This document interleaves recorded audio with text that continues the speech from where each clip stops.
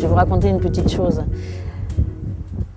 Oh, j'ai fait un peu le tour du monde avec ma mère et ça a toujours été très difficile pour elle de supporter cette espèce de passion photographique. Enfin, c'est pas une espèce, c'est cette folie photographique. Et le problème avec moi, c'est que je te dis, on va à l'abbaye des Châteliers, et puis là, on vient d'apercevoir qu'il y avait du monde. Alors on se dit, oh non, on ne va pas y aller quand il y a du monde, parce qu'il nous faut l'abbaye que pour nous. Alors là, il y a ces camions de touristes. Et puis, en réalité, tout d'un coup, je m'arrête, et je faisais ça avec maman, et j'aperçois une poule. Et évidemment, je n'ai pas vécu avec des poules, puisque j'ai vécu à Versailles, dans une maison bourgeoise. Et alors, en plus, elle est avec son poussin. Alors ça évidemment, je ne suis pas de la campagne. Alors, je m'étonne. Elle est drôle, là, avec ses poussins. Et tout d'un coup, je vais te dire, je me fais la poule, quoi. Donc, on va se faire la poule d'abord. On va à l'abbaye des Châteliers, mais je vais faire la poule. Et c'est typique. Chut, mignon. Mignon, les petits poussins. Voilà. Oh, puis il y en a beaucoup. Oh, qu'est-ce que c'est mignon. Et puis c'est génial parce que j'ai exactement l'objectif qu'il faut. T'as vu, elle en a 10, elle en a 8, elle en a 9. Et puis alors, elle entend un petit peu de bruit, alors elle s'en va. Voilà, c'est ça. Tout est bon.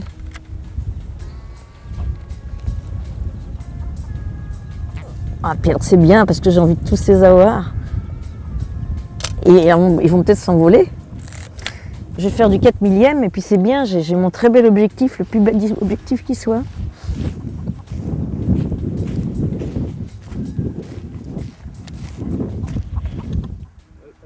Alors on venait ici à l'abbaye des Châteliers, ces menhirs, enfin ce ne sont pas des menhirs, ce sont d'autres vestiges, ont été découverts ces dernières années, il n'y avait pas ça. Et avec ton père et avec mon frère, on faisait ce qu'on appelle des surprises parties, des surbooms à l'intérieur de l'abbaye la nuit. Et ça, c'était quand on avait 16 ans, donc c'est à peu près il y a 40 ans. Et maintenant, l'abbaye a été un peu plus découverte. Elle est quand même très belle, c'est une abbaye donc cistercienne. Et c'est la fierté de la flotte en Ré. Et c'est vrai que c'est très très très original. Très original. Ça vaut pas un temple égyptien, hein, faut pas exagérer. Comme ça, c'est moyen. Mais il y a d'élégance. Je suis très critique. Je suis très critique parce que bon, l'île de Ré est belle, un beau capital. Mais ce qui est important, c'est de dégager tout ce qu'il y a autour. Heureusement, on n'a pas construit et on a bien dégagé. De temps à autre, il y a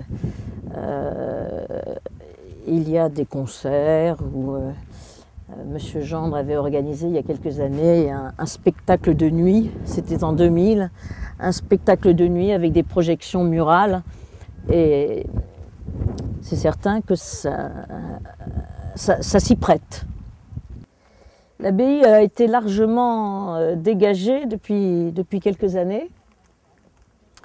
Je souris un peu parce qu'il n'y a pas énormément de monde, mais cela me rappelle la visite d'Olympie en Grèce en 1954-55. Et malgré tout, c'est pas Olympie ni Delphes, quoi.